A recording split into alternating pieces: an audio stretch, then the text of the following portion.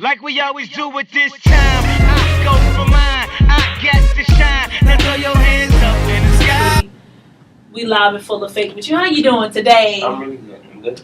You know, filmmaker. You got some films. Tell me about the films you have. Well, I've been making film since I was 15. Actually, I made my first film when I was 15. Oh. And I've really, literally been making, I think, a film almost every year since then. And right now I'm working on a project. I actually have two projects sort of in the works. I have one that is sort of loosely based on my sister who, I guess for the last 10 years or 12 years has been sort of in and out of prison. Yeah. Maybe 8 years or so.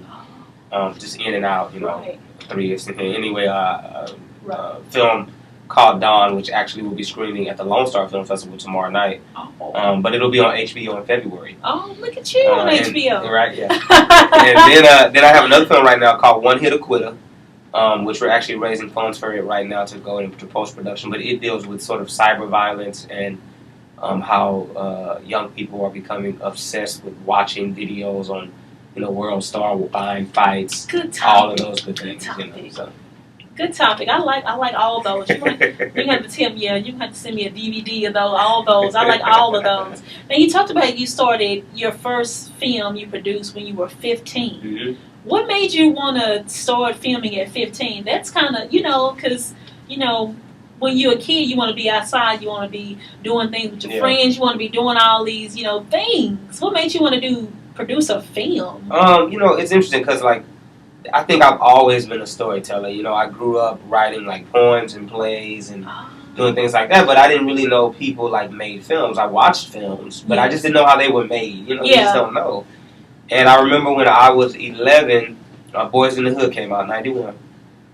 And I was just so enthralled by that film because, I knew those people, you know what I mean? I lived in, some of those neighborhoods that they commented on, down in San Antonio. Yeah. Of course, this was based in Compton, but I'm saying there were similar neighborhoods and similar things happening down in San Antonio. And I knew those characters, and I think John Singleton gave those characters a humanity that I had never really seen on screen before. Yeah.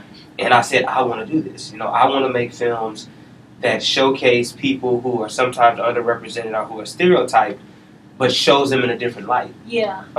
And so I started writing a film. I didn't, again, have the resources to make it. But then when I got to high school, I became the news anchor. We did our morning announcements, and I was that guy. I was like, hey, the dance is tomorrow, or whatever. And my teacher, she was like, you can take these cameras home on the weekend if you want to. And she let me take them home, and I got my friends together. My mom would cook spaghetti for us or whatnot, on the weekends, and then we would make movies, and that's what we did. I think I made 2 films while I was in high school. Yeah. Wow. Yeah. So while all the other friends were running around doing different things, you just said, hey, I'm not going to, be another African-American male, be another statistics. I'm just going to, make these films and grind. Exactly. I mean, I think I've always known that I wanted to be in the film industry in some way. I always thought I was going to be an actor. And I did some acting too, when I was in college. But, when I was young, I was like, okay, I want to act. I want to do that. Because I didn't really, again, understand that people wrote films, directed films, produced films. But once I discovered that, I've been on this path ever since because I said, I want to do that. I want to really, again, make films that impact. And I also want to make films that inspire people, right. To want to, maybe become a filmmaker, maybe become something else, I like that. Now, you've been in the game and filming since you were 15. Mm-hmm. So from 15 to now, we've had Spike Lee, we've had John Singleton, we have Steve McQueen now. Mm-hmm. Where is the state of African American films now? Because, back in the day, to me, it was quality. Like you said with John Singleton, they targeted different things that were happening then and then. Yeah. Now it's more like blah. We're not really, we don't have really a voice now. I mean, we have Tyler Perry, but it's like, what I'm saying? But it's like, where to you do you feel the state of African American films? Or do you think we can even recover from, Yeah, I think of course we can. I mean, look, I think, saying there's not quality is sort of not right. I think the quality is not able to rise to the top. Okay. I know so many independent filmmakers, African American filmmakers, who are my colleagues, my friends, my peers, whatever you want to call it, my contemporaries, who are making films, that making bold work, making beautiful work, making work that shows us in different lights, making work that really deals with meaningful topics. But those films don't get nationwide distribution. Yeah. So we don't even know they exist. Right. You know? Right. And so I think the films that do get the notoriety or that do get the distribution deals are films that sometimes fit into Hollywood's stereotypical version of who we are. Yeah, like, because that's how they want to see us, but that's also how they want us to see ourselves. That's right. And so the cream of the crop, you know, doesn't get to rise. But I think that it's going to happen because I think people are tired of the same old, same old. They're getting really tired of seeing, you know, versions of themselves that don't necessarily represent who they are. Right. And they're starting to dig more and more. And then, you know, now that we have more sort of ways to distribute our work, we have, you know, you can online distribute, you can do theatrical still, you can do all kinds of things to get your films out. I think more of that independent work is going to start to rise to the top. We just got to keep fighting. I mean, we fight. I mean, you know, the last thing was 12 years. So I was like, why everything have to be about slavery? You know what? I like 12 Years a Slave. I started watching it and I'm like, you know, you know what I'm saying? I'm like, I didn't see Amistad, I didn't see Rose. I'm not saying Steve McQueen is the same. I'm not saying they're all the same, but I'm saying is I got you. I mean, it's that one sort of almost monolithic depiction of who we are. Yeah, it's like we have did so much, you know, and it's like we don't know where Spike Lee's singing. John Siegelman, we have no idea what he's doing. You know, and it's like the films that come out, it's like it's this certain perception. You know, it's like, why can we not rise above poverty? It's like, give us something. We don't all, you know, go gang banging. We don't all, you know, blue, you know, give us something positive. It's just like TV, reality TV. I understand that you want drama, but it's like too much drama. Yeah, it's like, you know, can we have a little bit of a positive influence? But again, you got to look at this. You know, the film industry is about commerce. It's about money. Right. And if it's making money, they will continue to produce it. Right. If it's not making money, as we say, it don't make no sense to them. You know what I'm saying? And so you say it there. Right, they're not going to put that out. And so sometimes it's up to us. It's like when you see something meaningful, we got to seek that work out, and we have to go and, you know, go to these independent little cinemas and see our work that's being put out that's not in the mainstream media, because we have to support that work. Because if we start to support that work and show Hollywood that there is commercial viability in those particular works, in that particular genre of works, then they'll start making those films, you know. What do you feel about us supporting African American filmmakers? Because it seemed like that support is lack. Is it because that African American filmmakers are making the same thing as other people, or is it just African Americans are simply saying, "Hey, listen, I'll just take the Tyler Perry. I'll just take that, and that's good with me." But it's like it seems like there's no meaning. It's like it's so much going on now that can be depicted in a film, but it's not being done, or it's not being seen. I mean, it goes back to what, you know, I just said. It's like we're not supporting that work, and I think we have to. You know, right now I'm raising money for post-production for my latest work, and it's like, if we want to see meaningful work, we have to support meaningful work. Right. You know, we can't just run to the cinema to see the latest, and this is not an attack on, you know, whoever, but the latest Tyler Perry movie. If we feel like those are not representative of who we are, then why are we giving our money to those particular films? Right. And I'm not saying you shouldn't watch those films. I'm not saying that. But what I'm saying is that. But however, there are other films that we can be watching, but we're not doing that. Now, on the flip side of that, some of those films we don't even know about because they're not getting the marketing and visibility as a Tyler. That's true. You know, like a Tyler Perry film is. And so we then, as a community, have to find those films, seek those things out, and we have to go. For example, Spike Lee, 83 or 84, I forget exactly what year She's Gotta Have It came out. It might have been later than that. But anyway, 86 maybe. But here he is, struggled to get his film made, Yes, right? He yes. wasn't in many movie theaters, but we went. That's true. We went, and here's a film that was made for not very much money, but it ended up grossing millions of dollars Yeah. because we, as a community, rallied around him. We told our friends to go see it. Yeah. We went to see it in droves, and we made sure, seriously, we made sure that that film rose to the top, and it did. And not only did that film rise to the top, but it started the career of Spike Lee. Yeah. And we have to continue to find artists, nurture artists, support artists until they break out into the mainstream. Right. Now, where do you draw your inspiration from when it comes to filmmaking? You know, because, you know, sometimes you may, you know, sometimes you see people like, oh, I got my inspiration, like you talk about your sister. Yeah. You know, the film that you coming out is inspired by your sister, correct? Mm-hmm. What made you want to choose your sister out of all people? I think every film that I've made, to be honest with you, is sort of made from a reaction to something that I see, someone that I know, something that I hear, something that I read. Yeah. You know, I'm one of those filmmakers who really wants to comment on things that are happening in the world, you know, around me. Yeah. And so it's not like I just decided that I was going to make this film about my sister. It really was like at that moment, that story was playing out in front of my eyes.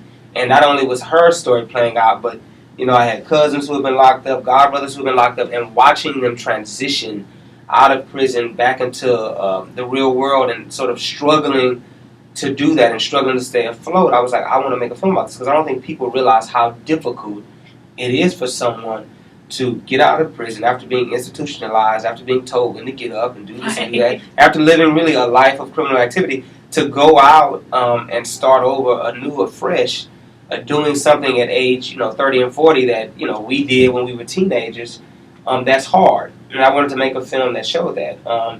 But again, I think all of my work just deals with things that I'm reacting to or things that I look at and I say, you know what, I have to comment on this. Or, you know, usually I'll read something like this One Hitta Quitter. You know, you're online, you see all these fight videos and there's millions of views and it's like, that stuff wrestles with me at night and I'm like, who's watching this stuff? And then you see how it's affecting the youth and how like things are just getting more and more violent because of it. Yeah. It's like, you know what, nobody's commenting on this and I want to comment on this because I feel like it's something that we must talk about. And so for me, that's the kind of filmmaker that I am. I'm reacting to things around me. You are, because Wolf, I Yeah. seen Wolf, and it premiered, well, it didn't premiere here, but they presented here during Black History last February. Mm-hmm. And that film, that was life. That was real life. You know, the preacher, then you find out and I was like, wait, hold on, wait. It's complicated. It was a lot of pieces to the puzzle, but I like the fact that it was real. Yeah. You know, it was real life. It was real people living in a real world with real issues. And I like the fact that it showed that, you know, it was a boy who was sexually abused, you know, and did not want to, you know, tell his parents. Parents found out, went ballistic, everything. Touched every emotion. What? I didn't know what I'm like. Lord, is anybody looking? I want to cry. Okay, I got it. Okay. It made you think, and I like with your films, you make people think. You know, you have done. I seen the preview to Heaven. I didn't get to see that, but from the preview, I was like, that's not done yet. But yeah, I seen the preview. It ain't done, but that preview was. Yeah. It was thought provoking, and I like that. I like how your films make people think. You know, when you go to the movies nowadays, you know, we got a lot of action, you know, going on. You know, we got the Marvel, we got the DC, and I appreciate that because I like it. But then, you know, it's a lack of real world issues in filmmaking right now. And I like that you're one of the filmmakers who's doing that, you know. So I like that the film is coming to HBO, so I get to catch it. I got HBO Go, so awesome. I'm gonna come find you. I seen it. It was good, and I like that. Yeah, but to address what you're saying, I mean, again, I think for me, film is such a powerful medium. It's a medium that I think most people, I think there's probably very few people in the world who do not watch movies or TV or some sort of media. And I feel like if everybody's watching it, why not use it, again, to say something? Right. Why not use it to get people thinking about something? Why not use it to spark dialogue, you know? if we're just making art just, to make people, laugh, and we need to laugh, I get it. But if it's just for mere entertainment, for me, that's not enough. Right. Because we are living in a world that we're going through so much turmoil. You got wars, you got kids acting out. I mean, every day I'm getting some on my news feed about this child and killed his parent, this child beat the teacher. It's a lot happening. Right. And for me, it's like you got to catch people where they are. And for me, using film as a way to really, address these issues and really to, arrest people is very important. And I feel like we as artists, and not just filmmakers, but artists, period, we should strive to do that. Yeah. We have to make things that really resonate with people on a very deep level, and that's what I want to do. Yeah. I like that. Filmmaking. You're making a film. Top 5 films that influence you in directing, writing, or just making film. All right, this may take a minute. Right, it's how it does. But I'm gonna try to go fast. City of God, I think, is one of my all-time favorite films. It's a Brazilian film. I think it came out like 2001, but it deals with, street kids in Brazil living in the favelas and sort of this whole idea of violence and how it's passed down from one generation to the next. So I love that film. Boys in the Hood, of course. I think that film really is the film that inspired me to become a filmmaker. It made me say I want to make movies because I want to make movies that touch people the way this movie touched me and the people around me. It's so hard. You always need 5 movies. Okay, 3. A Woman Under the Influence, I absolutely love, and I have to say that Cassavetes' work, the way he shoots, it's almost sort of cinema verite, sort of documentary style, and I try to shoot my stuff that way, so the audience feels like they just so happen to, come into a room and they're watching somebody, But I love his work. I really love a lot of his work. Spike Lee's work I love. I think it's funny. I think one of my all-time favorite Spike Lee movies might be either He Got Game, right, or Jungle Fever, which I absolutely love. And I think Spike's work. The reason that Spike's work really is inspiring to me is because Spike, he dealt with issues that nobody wanted to deal with. He dealt with them, in a very confrontational way. Yeah. If you didn't like it, so what? He was going to tell you his truth. And, I respect that in any artist. Tell me your truth. I don't have to like it, but I will have some reaction to it. Yeah.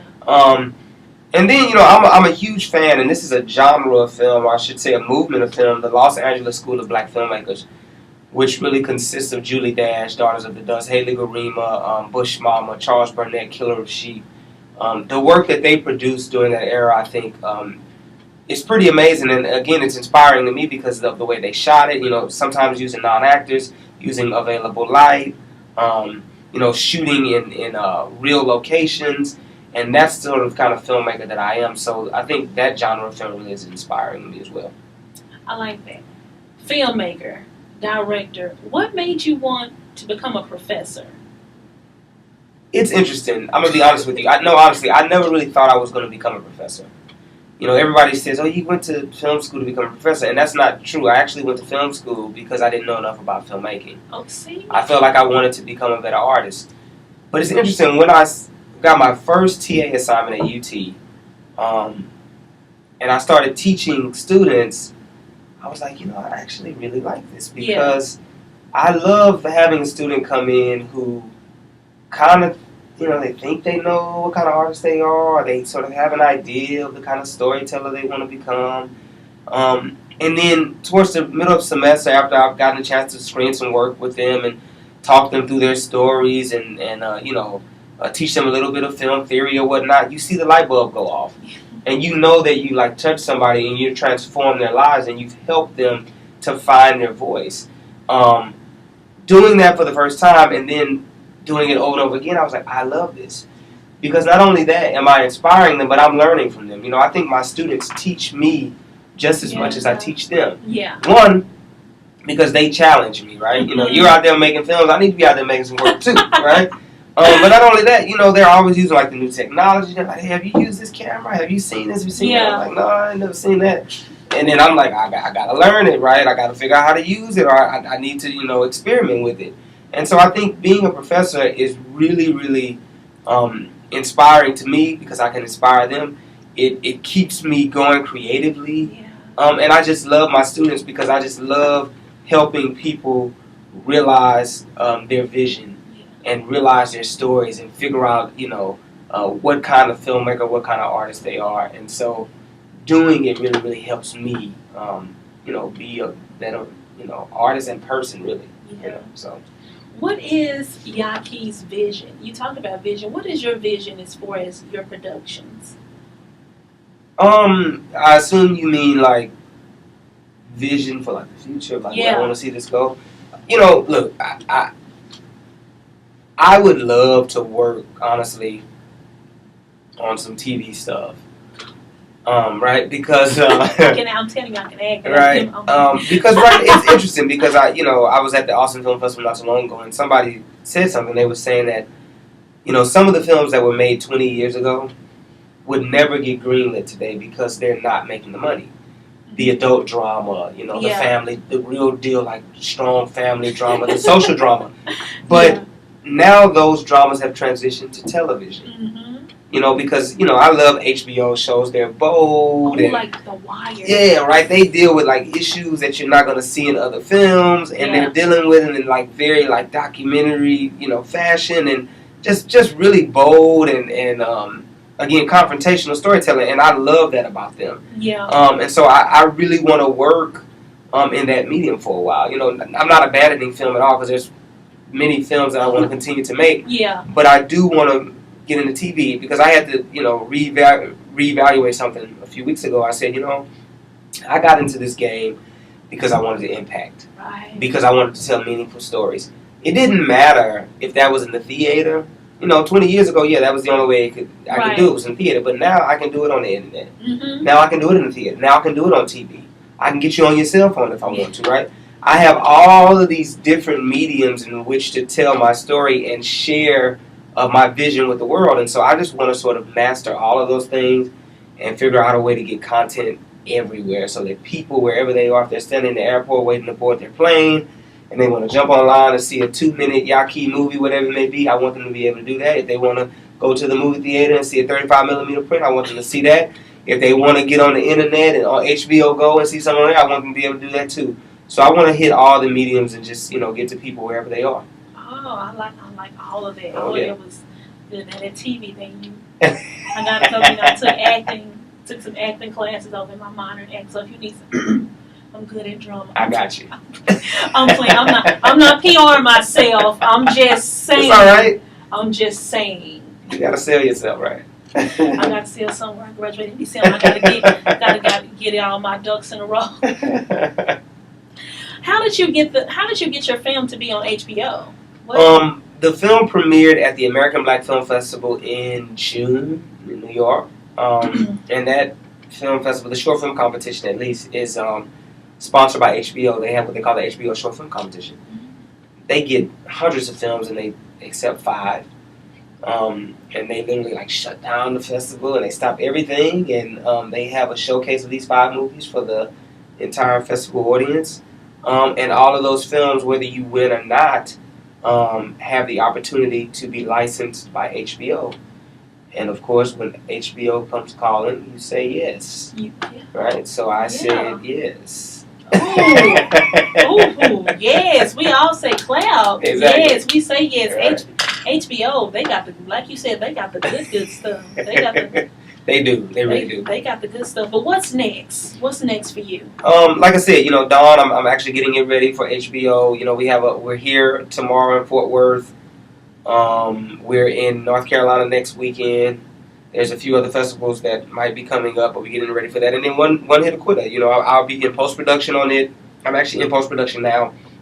I have my Indiegogo campaign. Indiegogo.com. One hit Qitta. Please donate. Write that down. Get on there and just give us a contribution so we can get this film made.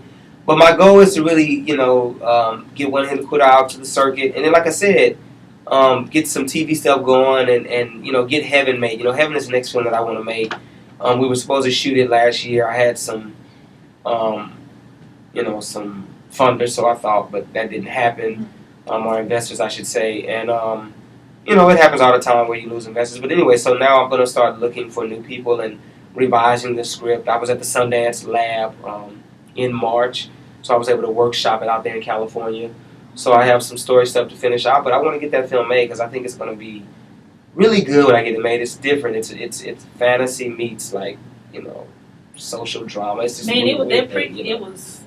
Yeah. You had the ballerina, then she was fighting with them. Yeah, so I think it's a melding of two genres that you Yeah. haven't seen meld together before, and so I'm really excited about that film, and I want to get it made in the next 2 years or so. So we'll see. I like it. I can dig all of it. What do you want? What is one thing that you want people to know about you?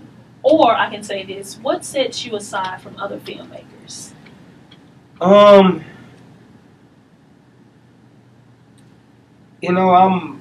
fearless. I think some people decide at some point that they're going to give in, meaning that they're going to go quote unquote mainstream. And there's nothing wrong with going mainstream. I want to go mainstream, but I want to keep my integrity. Right. Ooh. And I want to, and for me, I think I'm fearless. I'm bold. I'm not scared to tell a story from, anybody's point of view. I'm not scared to tell any story. I'm not afraid to expose certain truths, even if they upset people, even if they get under people's skin. You know what I mean? And Yeah. I think that's what sets me apart. I'm bold. I'm fearless, and I'm sort of unapologetic. And I'm not like trying to. And I tell people this all the time. I'm not trying to be controversial. To be honest with you, I'm really not. Yeah. I'm just telling the stories that I feel need to be told. And I'm telling stories that, I feel like people sort of talk about, they murmur about these things, at home, and they whisper about them, and Yeah. this gets under their skin, but don't nobody want to say anything, No, we need to talk about this stuff. Yeah. So I'm not being controversial. What I'm doing is I'm bringing the dialogue to the table Right. so we can have the conversation. Yeah. And so that's what I want to do. Oh, trust me, you bring all that dialogue to the table. I try. I seen, there was a talk of the town after we left. I was like, where is this? He's a professor. Why is he here? They're like, Kim, he needed a job. I'm like, I know, but we got to see him. Look, I love this university. I do know I love teaching here because, they've been very supportive of my work. Yeah. And my students, have the opportunity to work on my films, and I get to mentor them in the classroom and outside of the classroom. And to find a place where you can, be creative and teach, it's very difficult, And I have a department that really, is supportive, and I love that. I wouldn't change that for the world. I wouldn't change it for you. Yankee Smith, thank you for coming by Chemicals Reaction. I greatly appreciate that. Thank you for having me. I like the realness, the films, life. Exactly. Please send me the link when the movie. Yeah, I need to see all of that so I can know what's going on. All right.